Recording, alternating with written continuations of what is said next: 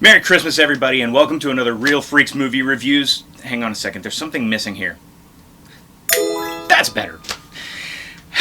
Folks, if you like this video, please hit the like button and let me know in the comments what you thought. Also, please consider subscribing and hit the bell icon to be notified when I get more content coming up. Okay, now that we got that out of the way, when I grew up, we actually had a lot of different Christmas traditions. We would decorate the house right after Thanksgiving, including the Christmas tree. We always wrapped Christmas presents while we watched the movie White Christmas, and we always found time, as a family, to watch The Night They Saved Christmas. You'll believe in Santa Claus the night they saved Christmas. This was a 1984 made-for-TV movie directed by Jackie Cooper, most notably known for playing Perry White, a.k.a. Superman's boss at the Daily Planet. What are you standing around about for?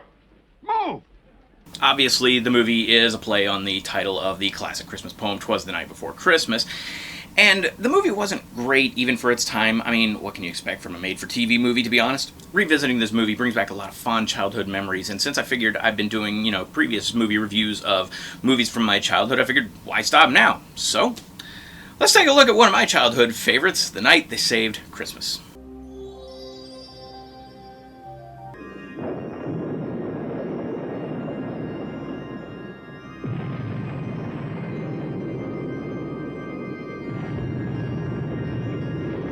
It's my personal opinion that more Christmas movies need to start with a bunch of explosions.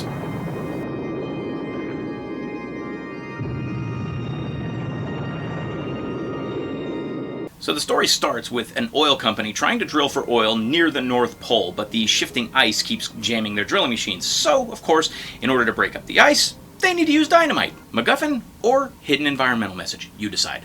How long will it take you to sink 2 more rigs here and here? With the way the ice is jamming the drills, I'll have to triple the dynamite to clear them. Of course, just about any excuse you can find to blow stuff up is good enough for me. So Michael here is the one in charge of this whole operation, and his wife is clearly not happy with the fact that they're having to live in this frozen wasteland. Well, what did you decide? What did you decide? Come on, Claudia, be reasonable. Our children deserve a civilized existence. Okay, I'm calling bull on this conversation. If any of you have ever flown in a Cessna, you'd know this conversation actually sounds something more like this.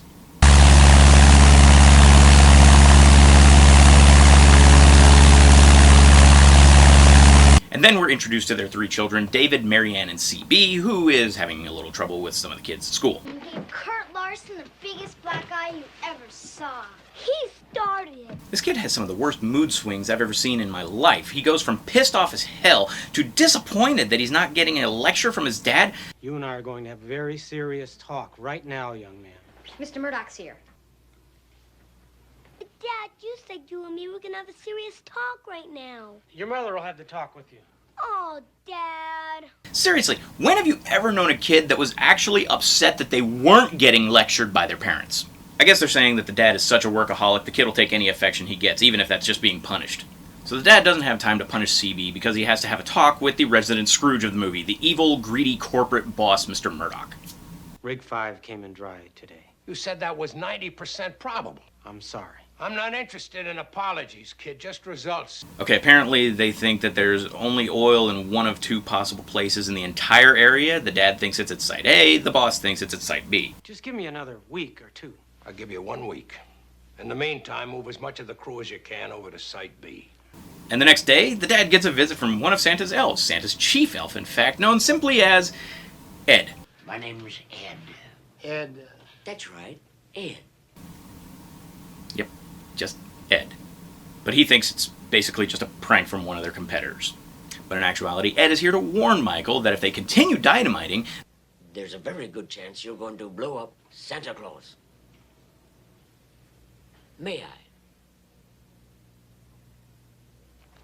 We've already sustained serious damage. okay, I don't know what it is about that little hop he does. Maybe it's the fact that it's a half a jump, or the fact that he's having to hunch over to make him seem even more short in stature, or elfish in stature, I guess. But something about that jump up onto the couch has always made me giggle, even when I was a kid, and I don't understand it. Is it just me? Dynamiting here at Site B would most certainly destroy North Pole City. We're smack dab next to it.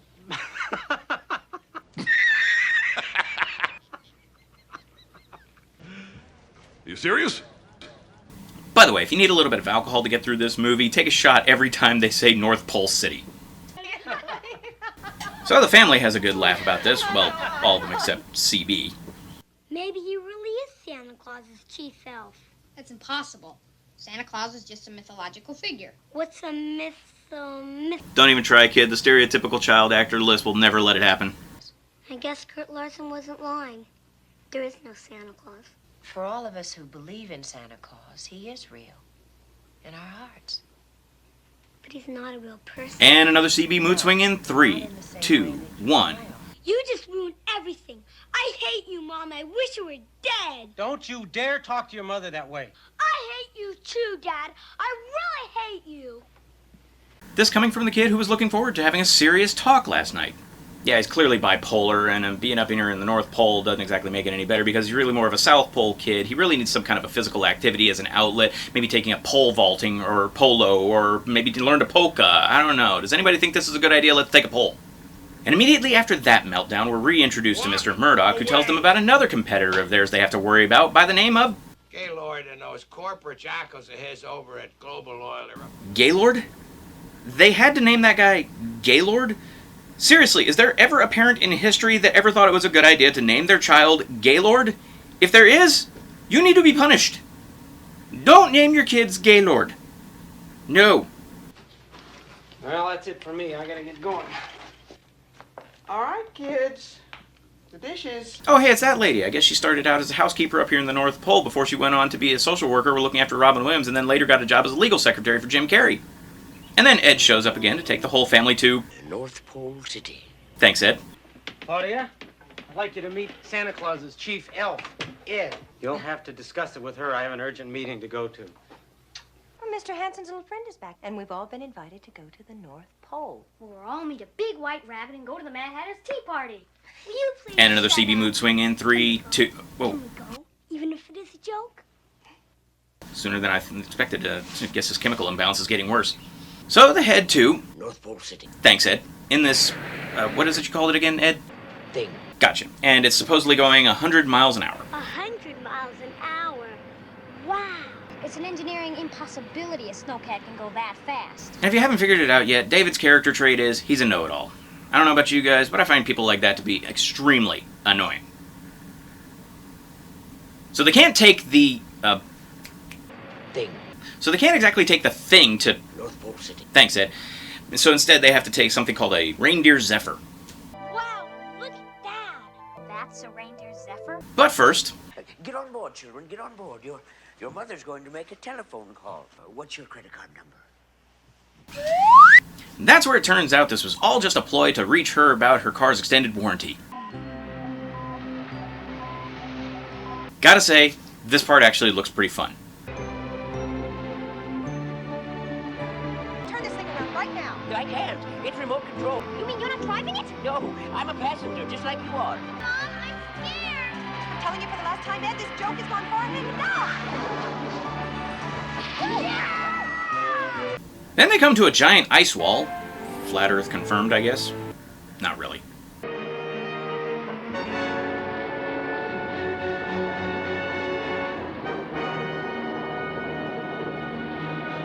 Did you see that? Those doors. No, David, she completely missed the mile-high ice wall that just opened up to let you in.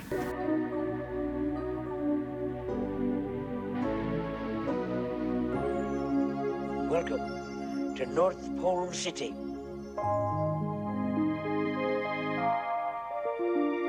It's only a model. Okay, so aside from the fact that this is an obvious miniature against a painted backdrop, it's actually pretty beautiful. It's very well done. It's very pretty looking. I mean, this is kind of what I figured North Pole City. would look like. And the characters' reactions completely sell it, so I am absolutely convinced that they're actually there. We're here, and we're really gonna meet Santa Claus.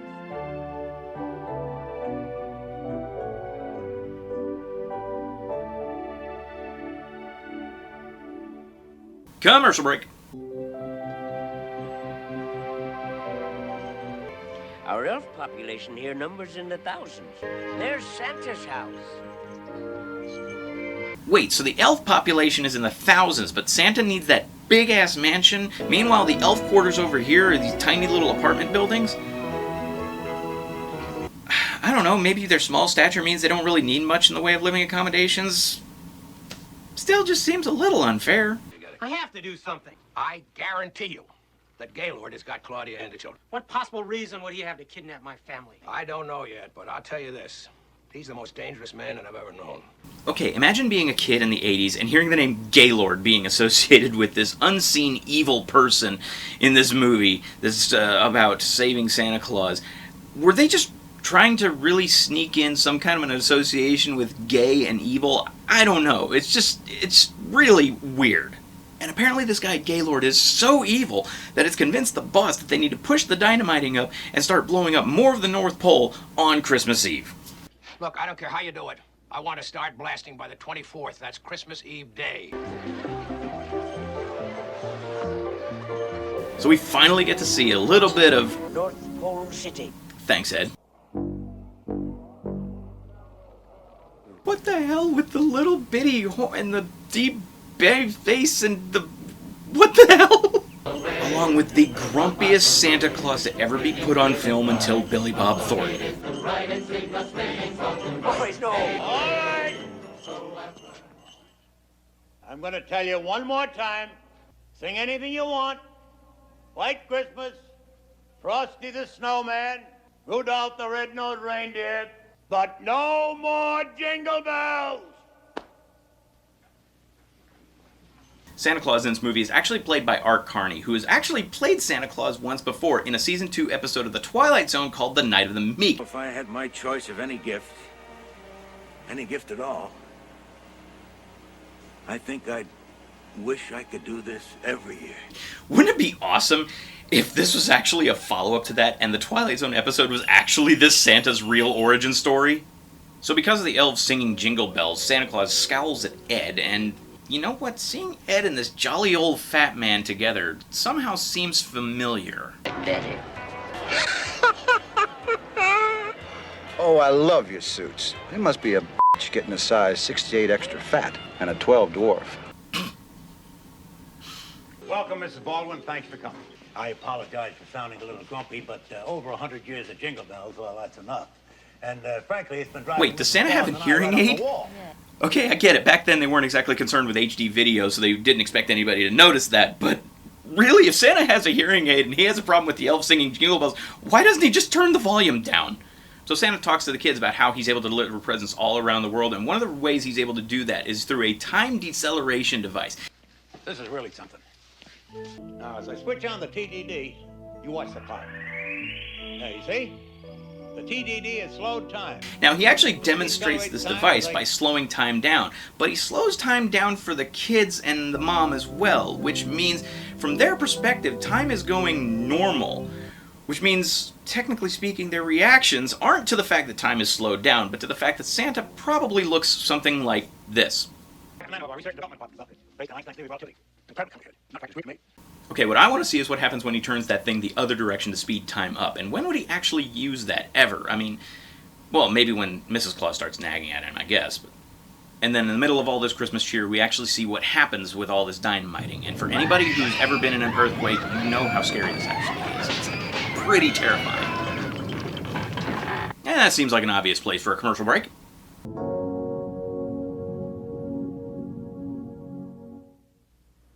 Meanwhile, the dad and the boss are still going on about this guy, Gaylord.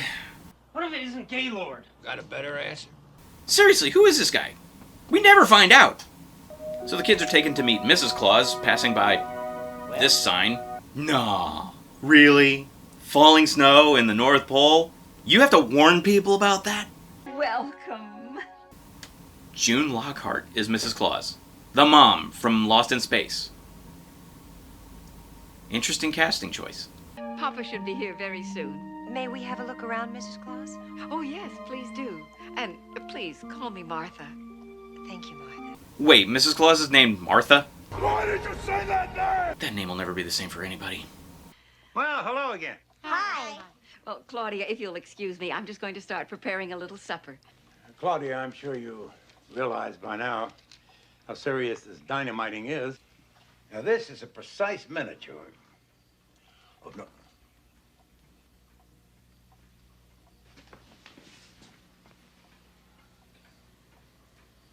I'm going to have to make a confession. That's just for Christmas Eve. I mean, if my beard were really that long, I'd never be able to make up my mind to go to bed with it over or under the blanket. I get precious little sleep as it is. Wait, two things. One, why does Santa Claus have to wear a fake beard if his goal is to not be seen the entire night? And two, precious little sleep? You work 1 day a year! This is a precise miniature of North Pole City. Now, the reindeer Zephyr entered here. All an unwelcome visitor would find is an impenetrable ice wall. Impenetrable ice wall? I beg to differ, Santa.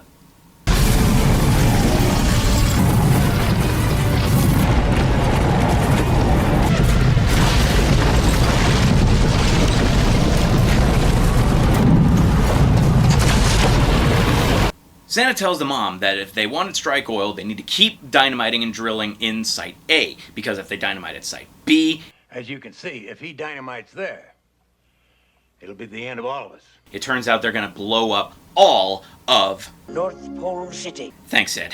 You seem like a very nice man, and this is certainly an incredible place, but, I mean, let's face it, Santa Claus is a mythological figure.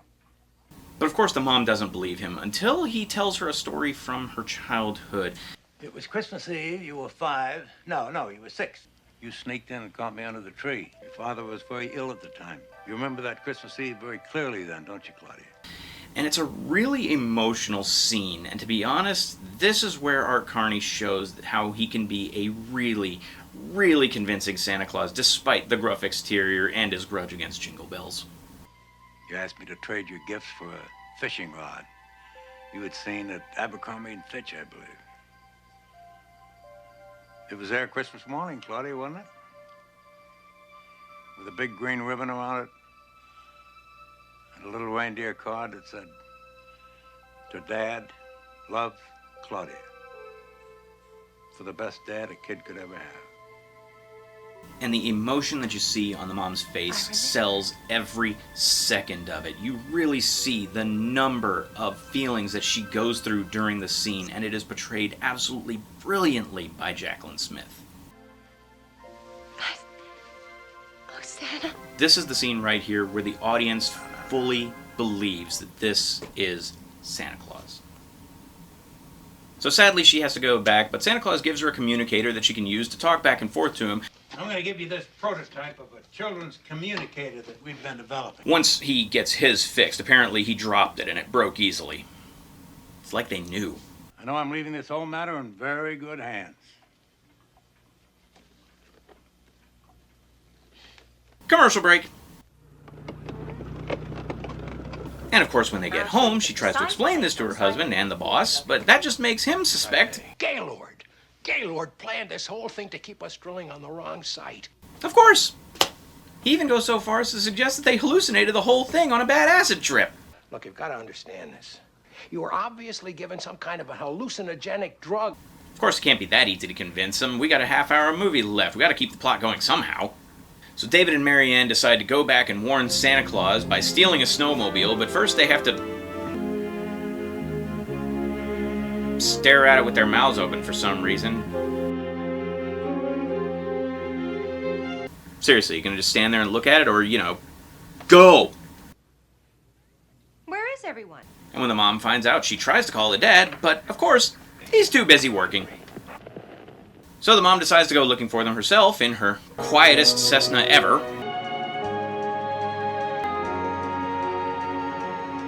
I've sighted snowmobile tracks. It must be them. Help! Help! Whoever just landed! Over here! I can't see anything! David, Mary Ann, just stay where you are. It's Mommy. I'm coming. Commercial break.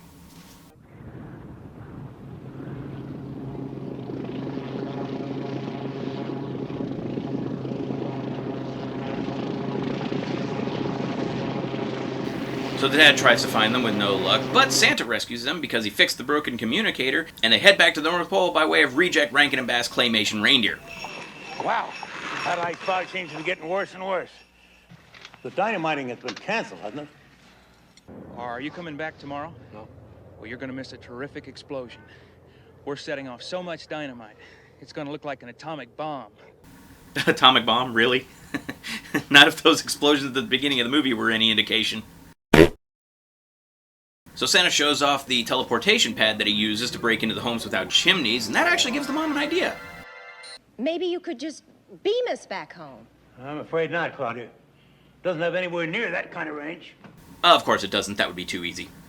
For once and for all, there is no Santa Claus. You were all drugged. A bad man by the name of Gaylord drugged all of you. Dear God, we're still on that Gaylord thing? I want to know right now, just how long do you plan on going on with this search? Until I know one way or the other. 50 men on my payroll till you know one way or the other. Can they make this guy any more of a jerk? I mean, we're talking about this guy's wife and 2 kids here. But no, this prick is just like... We've got till the end of the day tomorrow. Period. After that, start planning a memorial service. We're doing everything we can. No, you're not. You're gonna blow up North Pole City today for no reason. And maybe that's where they are. Okay, I know I gave the kid a hard time for the drastic mood swings and the stereotypical kid list, but let's face it, this kid is giving 100% in this performance. You're gonna ruin Christmas forever. Who is that kid? His voice sounds so familiar. What do they call you? Kit. Kit Cloud Kicker. Oh, glad to meet you, kid. Ah. So the kids finally get to tour Santa's workshop, and we see what his R&D team have been working on with a new toy they have for Christmas. I have over 100 riddles stored in my memory. Among other things, the PAL has been designed to help you with your homework, but it will not cheat. Okay, to be honest, as a kid, I really wanted these things, and I was really upset when I found out they didn't exist. But hey, here we are 37 years later, and they finally perfected it and got one of these things on the market. My name is Moxie. I'm a new robot. What is your name? Seriously though, between that robot, the communication device, the time device, the teleportation pad, the self-propelled sleigh, and the anti-gravity harnesses for his reindeer, Santa's got an R&D team that would make Elon Musk jealous. Then we get to the toy factory where we get to hear this little earworm. Gotta be ready by Christmas Eve, and it's gotta be made with love. Gotta be ready by Christmas Eve, gotta be ready by Christmas Eve, and it's gotta be made with love. Put a bell on the bike, put a smile on the dolly. Gotta be ready by Christmas Eve. Hot in your work, keep the old man jolly. Gotta be ready by Christmas Eve. We build dreams to fly on Christmas morning. And they gotta be made with love. So Santa's okay with this song, but he's got a problem with Jingle Bells. So the thing I love about this scene is the set design. It looks fantastic. It's pretty much what you'd figure Santa's workshop would look like. But the best thing about it, though, is checking out what some of the kids wrote in their letters to Santa in the background. There's, of course, one asking for a pony. One kid says he wants a giraffe. One looks like it's from a kid's parents because they just want a little sleep. Some are just gibberish, and one wants a Mr. T doll and candy. And another looks like it must have been written from either Veruca Salt from Willy Wonka and the Chocolate Factory or Freddie Mercury.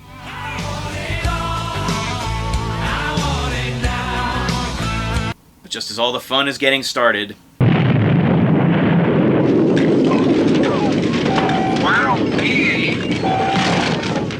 Oh no, they're starting to dynamite again. And that's not even the worst part. Jim in the radar room is picking up a lot of activity on Site B, too. What kind of activity? Explosive carriers. Oh no, they're not gonna dynamite there on Christmas Eve, are they?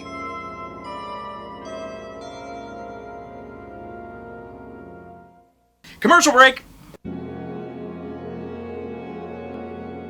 Tell all the men to clear the site. It'll be a go at 4 o'clock sharp.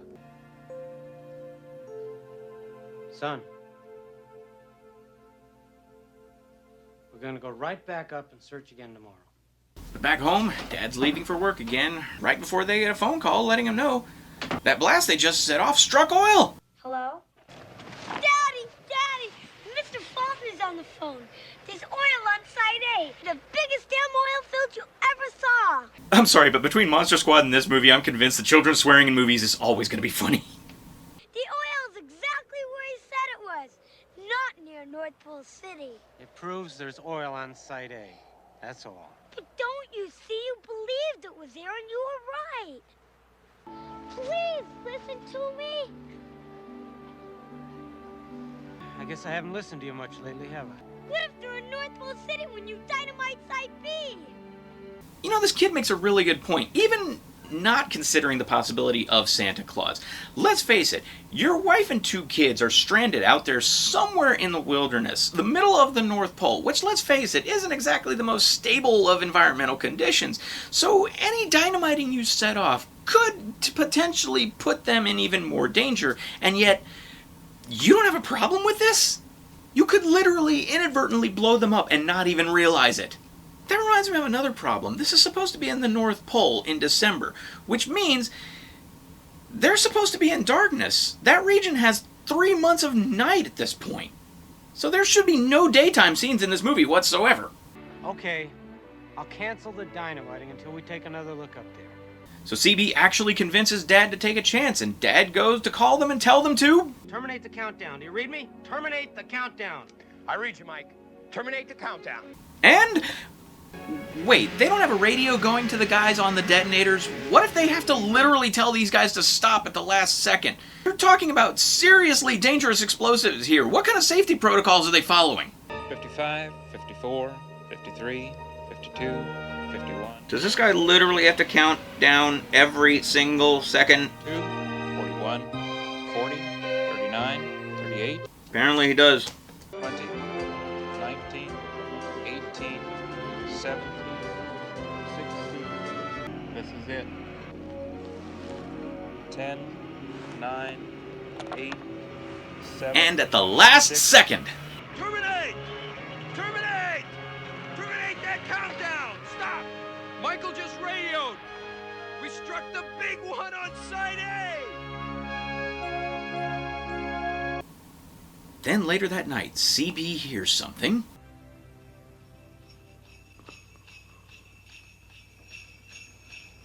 Wake up, Dad! What's the matter?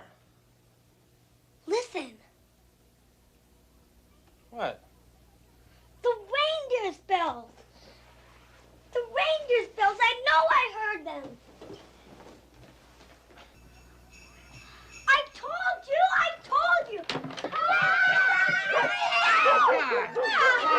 Yep, the entire family is reunited for Christmas, and CB gets the Christmas present that I always wanted as a child. Merry Christmas. What is that? He's your Christmas present from Santa. Lucky brat. Watch it. And then, guess who else shows up? All right, we're gonna have this out right now. Why did you stop clearing Site B? We struck a gigantic field on Site A. Just what Santa said. You came in on Site A. Through no fault of yours, Mr. Murdoch. Burn. What is that? That's Santa Claus. That is stop motion animation.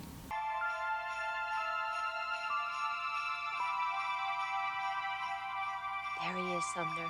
There he really is. I can't believe it. Santa Claus. I can't believe it. Goodbye, Santa! See you next year! And what does Dad get for Christmas? He finally gets the nerve to tell his boss off and quit working for that old prick. You can consider this my resignation. Oh, no. We're all going back to Los Angeles permanently next week. Merry Christmas to all, and to all a good night. So final thoughts, well, they don't technically save Christmas as the title suggests. They just kind of narrowly avoided destroying Christmas, so to speak. I mean, technically, I guess you could make an argument that CB saves Christmas by convincing the dad to call off the dynamiting, but I don't know, I guess that part of it is up for debate.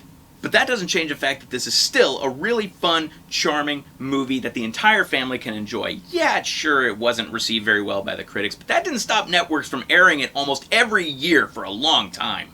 It may not be the best Christmas movie ever made, but it's still a good Christmas movie and does a good job of doing what it's trying to. It's almost like this movie was a collage of Christmas films and traditions, borrowing from the actual mythology of Christmas and Santa Claus, and even from some of the classic previous Christmas movies like the Rankin and Bass claymation specials, even with Santa's grumpy demeanor and with Mrs. Claus calling him Papa.